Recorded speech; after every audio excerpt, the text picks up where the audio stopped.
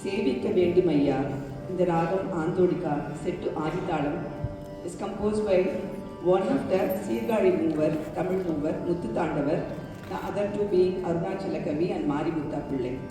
Here Muttuthandavar says, I want to offer everything to Thillai Ambalavanan and I want to worship him as my master, Ayya. I want to behold and worship him at the sanctum of the God of gods, the divine idol that I've heard is enshrined in Chidambaram. This is a very popular song. It was sung by many maestros, including Sri G. N. Balasubramaniam, Srimati M. L. Vasantakumari, and many others.